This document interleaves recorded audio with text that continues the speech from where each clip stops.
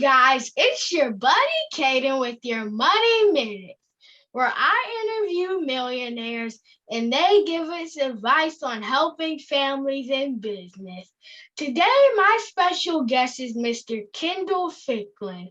Mr. Kendall Ficklin launched his entrepreneurial journey after leaving a 10-year career at AT&T in the late 90s to open a barber shop in Atlanta, Georgia.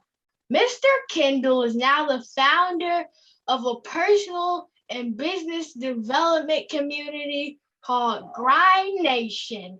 Mr. Kendall is also the creator of BOSC, the Business of Speaking Coaching Training Program, where he serves as a sales coach, leadership instructor, and motivational speaker. He's had the honor of serving major clients such as the NFL Chicago Bears, Buffalo Bills, Delta, and Home Depot. From the barbershop to the boardroom, I would like to welcome Mr. Kendall Ficklin. Man, thank you, Caden. I appreciate that. I might have to hire you to introduce me everywhere I go. That's a good idea. I'm so honored and excited to have you here today, sir. Yeah, I'm honored to be here. I love these types of things where I'm able to share some of the hows. I saw you had some other phenomenal guests on, and I was actually learning from what I saw. And so I just love any type of platform that's going to help us get from where we are to where we want to go. Thank you so much. My platform educates kids on financial literacy, but also shows parents ways to educate their kids. Again, welcome to Money Minutes. The Awesome. first question I have for you today is, when did you know you wanted to be an entrepreneur, and what was your first business? Oh, that's good.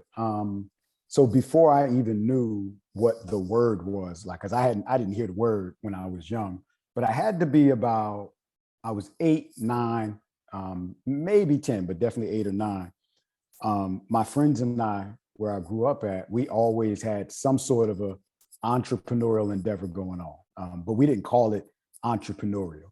We would take bike parts and make bikes and then sell the bikes that we made. And for those of my friends that had bikes, we would soup them up.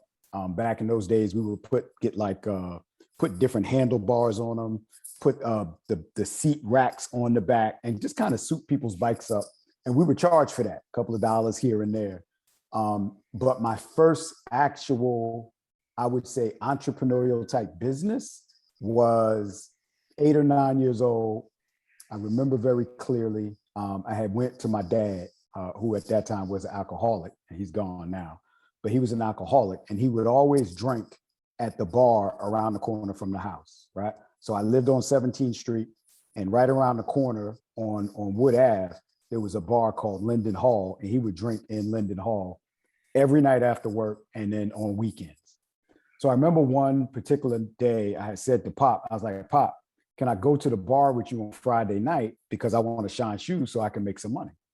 And he was like, yeah, you can come on Friday night. He said, but how are you going to shine the shoes? And I said, I'm going to make a shoe shine box. So, we were very creative back then. So I went to the back because my dad had some wooden stuff in the back of the house. So I went back there, got his tools, his hammer, his nail, and I put together, I wish I had a picture of it, but I don't.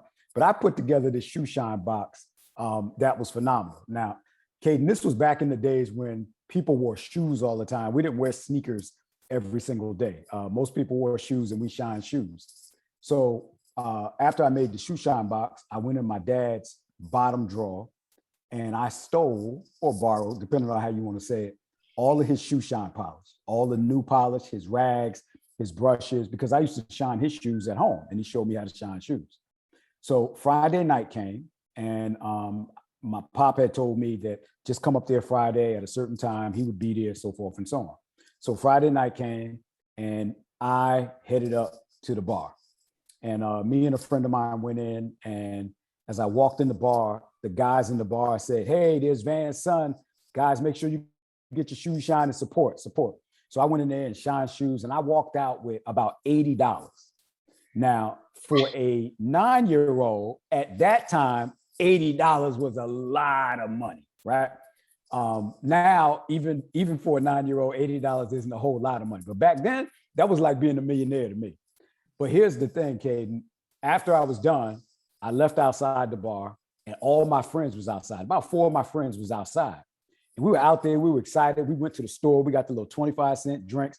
Then we went down to the burger place. I bought everybody burgers. And I was just taking care of everybody. And I was like, ooh. By the time I got home, I didn't have all the money. I had spent a lot of money on my friends. So Saturday, I had asked my pop if I could go back on Saturday. So I went back Saturday, made another $80 or so.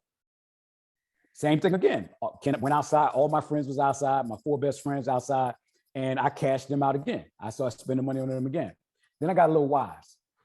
And I said, all right. So I went to 3 of my friends. And I said, look, do y'all want to shine shoes and make your own money? And they said, yeah. I said, this is what I'm going to do. I'm going to help you make your shoe shine box. And I'm going to give you to get started. I'm going to give you the polish and the brush to get started. And all the tools that you need to get started. And so I told my one friend, I said, you go to the bar on 13th Street.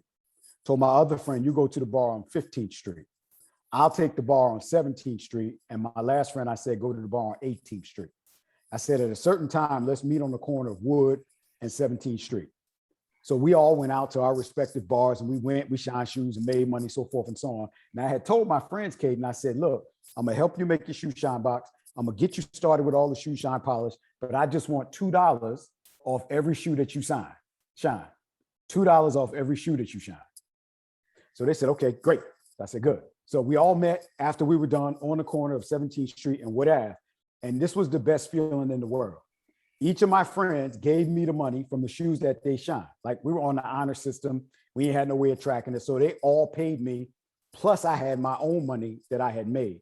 And it was at that moment when I realized that I could build a business, I could grow a business, and I could scale a business, because that's what I did. I built my shoe shine business. I grew it by making and generating more money. And then I scaled it by getting other people to go out and generate money, and then I could make it. Now, it didn't sound like anything that I'm saying now back then because I was so young, but it was at that time when I really kind of realized that in order for me to really have a lot of money, I needed to be free. And so I knew then that I wanted to be I didn't understand the word entrepreneur, but I wanted to make money on my own. That was when it really hit. That's such an interesting and funny story. Mr. Kendall, what are your thoughts on raising business-minded kids? Oh, man. So I have 4 biological children. None of them have ever seen me work a job, right? So the greatest story is my oldest son, who's 31 now. His mom and I went our separate ways when he was 15, and he came to live with me. Now, this was a very challenging time in my life, but my son saw me come up from nothing. Like, I didn't have nothing. It was just he and I in the apartment together. And back then I was cutting hair. So he has been in the barbershop with me since he was 13 years old. When he was 10 years old, he had his own landscaping company, similar to the way I was shining shoes. He would use our lawnmower, go cut grass. Then he would rent the lawnmower out to his friends so they could go cut grass. So he was able to live and experience my entrepreneurial endeavors, the good, the bad, the successful, and the unsuccessful throughout his life. So back then, it was more of him seeing my entrepreneurial activities as opposed to me teaching and training him directly about business. So he's been able to become and be this phenomenal entrepreneur and businessman now because of the life that he experienced with me when he was young. And he's never worked a job for anybody. He's never had a 9-to-5. He has always been a full-time entrepreneur. So from being in the barbershops with me until he was 13, and then when I retired cutting hair, he retired about 6 months to a year after that. He's now got his own entrepreneurial real estate company. and is doing phenomenal. So the way I look at it with kids and business and entrepreneurship is really leading by example. Because a lot of times my kids, it doesn't matter what I tell them, and all my kids have worked for my company and some of them still do. But it doesn't matter what you say until they actually have to see what you're doing, and then they got to go out and experience it.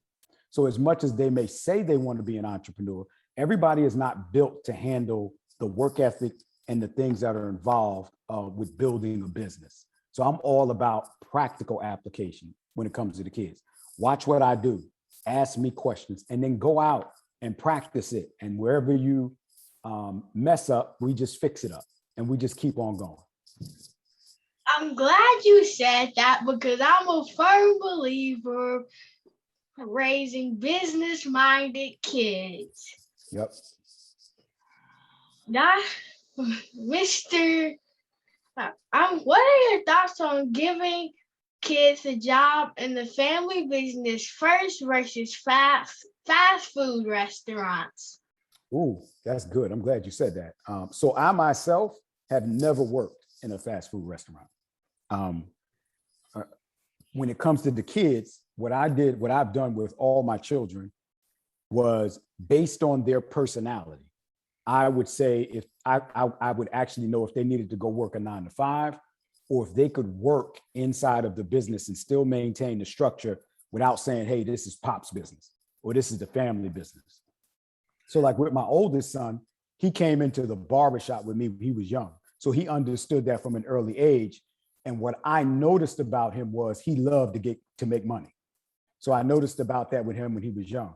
My daughter, who's my second oldest, she didn't have the entrepreneurial spirit. So I knew that she was going to go to school, she was going to go to college, she was going to get an education, and she would work a 9 to 5. She worked in the fast food restaurants. She did those things, excuse me, in retail. So for her, it worked. My youngest son, who now is 26, when I watched him growing up, he was a knucklehead. He didn't like school. He didn't like doing the schoolwork, and he didn't have a good work ethic. And so I knew that the 9 to 5 or the fast food restaurants, that wouldn't work for him.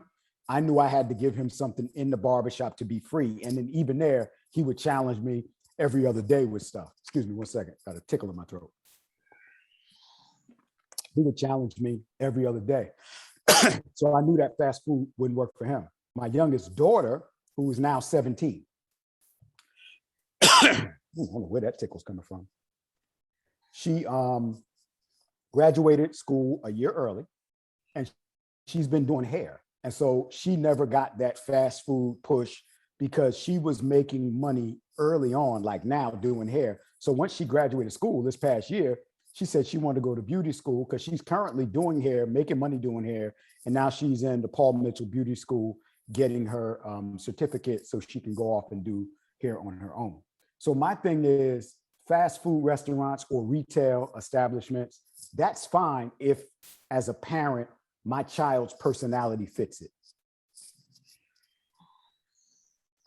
That's an awesome thought process on giving kids, on knowing your kids' personalities, to know if they need to work in the family business or work a 9 to 5. Mr. Kendall, what are some ways that kids can monetize the speaking industry?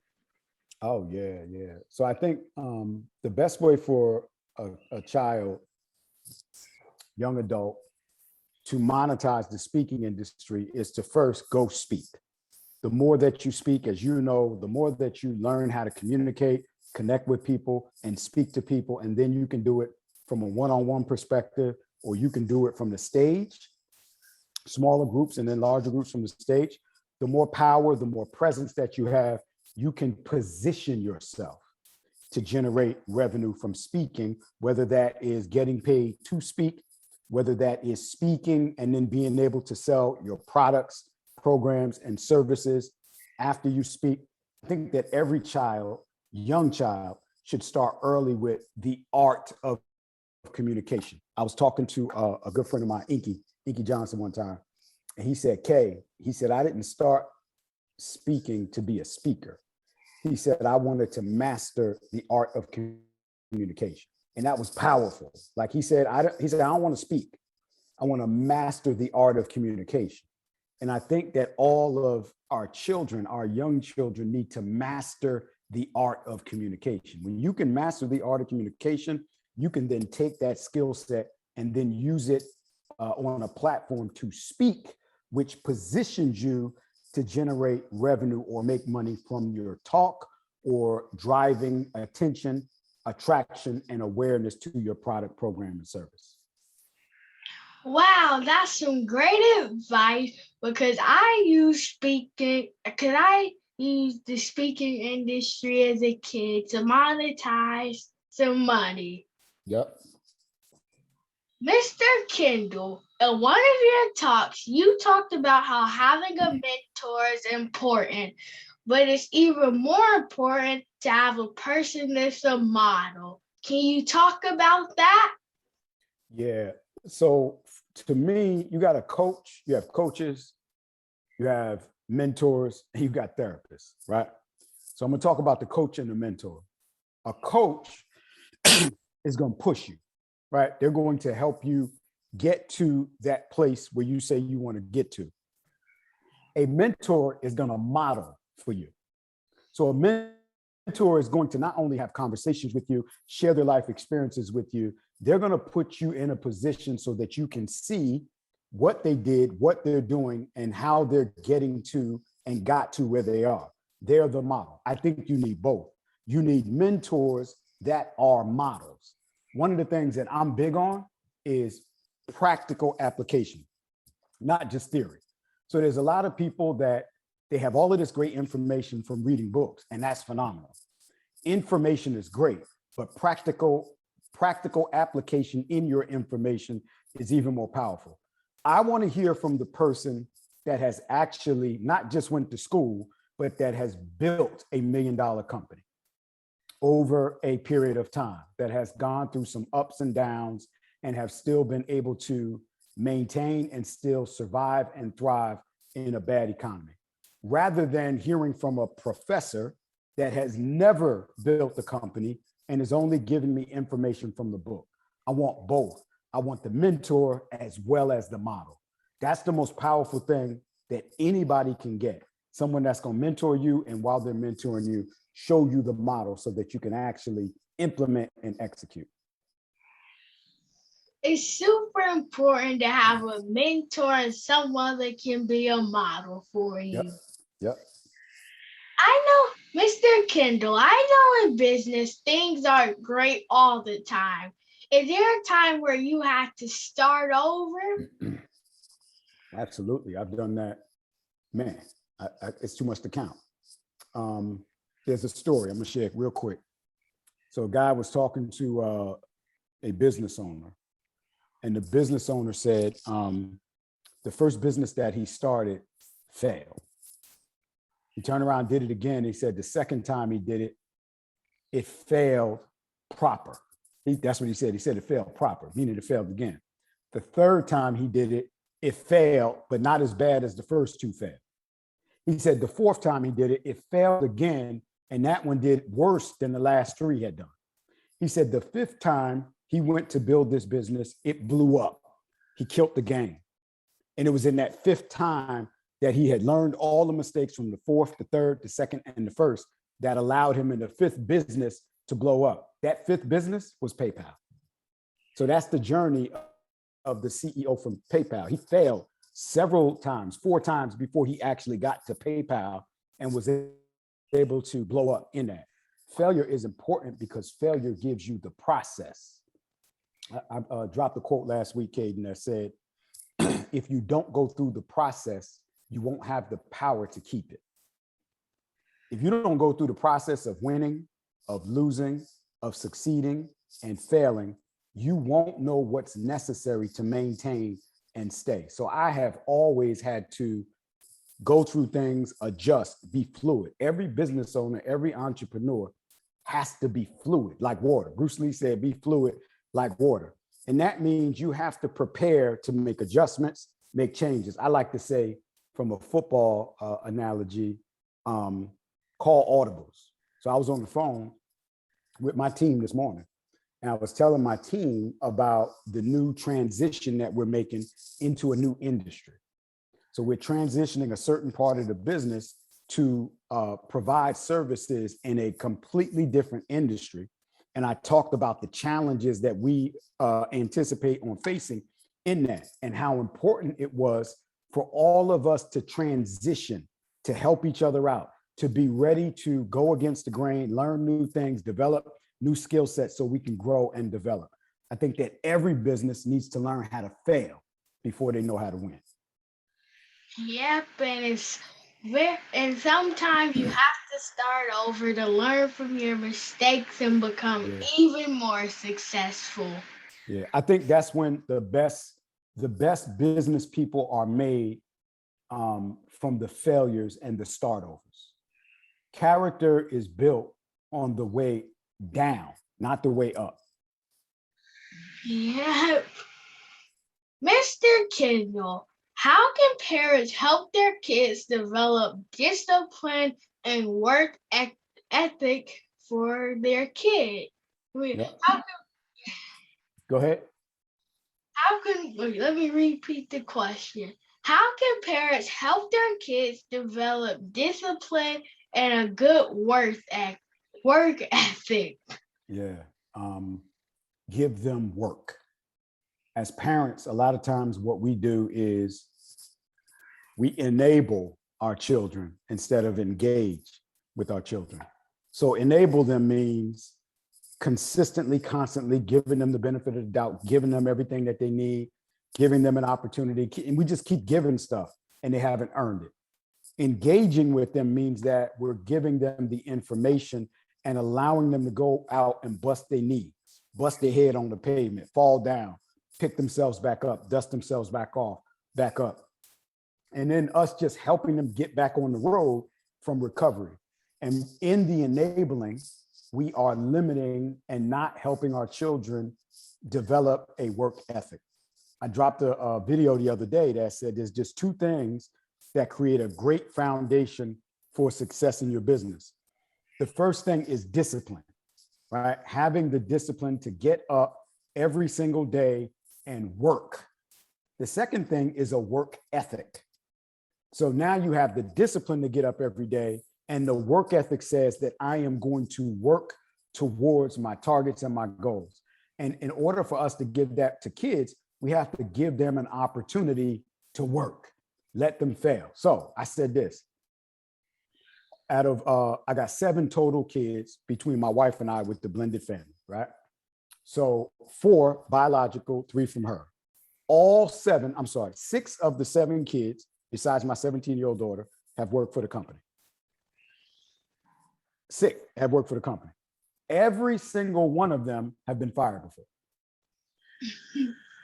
Right? And so the reason why they've gotten fired is because they were lacking discipline and work ethic. Meaning that you can't just not show up or show up when you want to show up for work just because it's my company and I'm pop. No. You get fired. I'll cut you loose. I have fired my wife before, Caden. She will get fired. Right? As a businessman, the business is everything. The business is how we eat. The business is our livelihood. So I'm gonna say it like this, but the business, in a sense, comes before everything. And don't get me wrong. I'm a husband. I'm a father. I spend time with my family. I believe in that rhythm. But when it comes to me allowing any outside influences to affect business, I'm not going to let it happen. So that work ethic comes from putting you in a position to work. And because of that, I am very clear on, I will fire your behind if you are not working in the business. I hope I answered that. You did, and that's a great mindset to have. Mr. Kendall, this is my final and favorite question. It doesn't have anything to do with business, but I like to ask everyone, what is your guilty pleasure? Man. Whoo. All right. So So I'm 53 years old, Caden. And right now I'm in a season of my life where I'm getting my health together, right? So I'm eating right. I run 100 miles a month, probably 4 to 5 miles a day.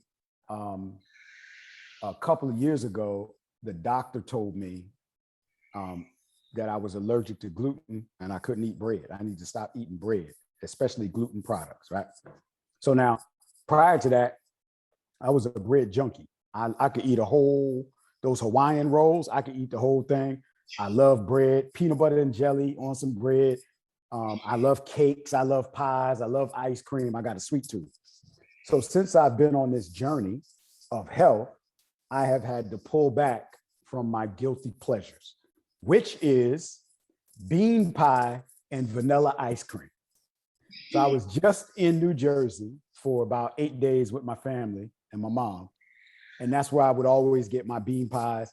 And so I went to this place. One of my old clients owns a bakery where he makes bean pies. So I took my uncle up there and we got 2 big bean pies. And so then we got some ice cream. My guilty pleasure is bean pie and ice cream. And so this past week, I was guilty of having bean pie and ice cream almost every single day while I was in New Jersey. The bean pie sounds interesting. Maybe I'll try it one day. It's almost like sweet potato pie, but instead of sweet potatoes, it's made with navy beans. Oh. Well, sir, I would like to thank you so much for spending time with me and my audience today. Do you have any final words for the audience? Yeah, let me say this to your audience. Make sure that you are more of a model for being a millionaire. So I know that society qualifies us millionaire. You've made 7 figures. That's a number. But the model is more important than the millions because most people won't get to see the millions. That's just a fact. There's only 1% of the population that will achieve or does achieve 7-figure or millionaire status. But if you can provide a great model for the other 98% or 99% of the population, that is more powerful and more important than only focusing on being a millionaire. Focus on the millionaire, but more importantly, focus on being a great model to those that are watching you. Thank you for that advice. And it was an honor having you on my show, Money Minutes. It is my honor, Caden, my honor. Thank you so much. And guys, thank you for joining us today. Remember, if Caden can, you can too.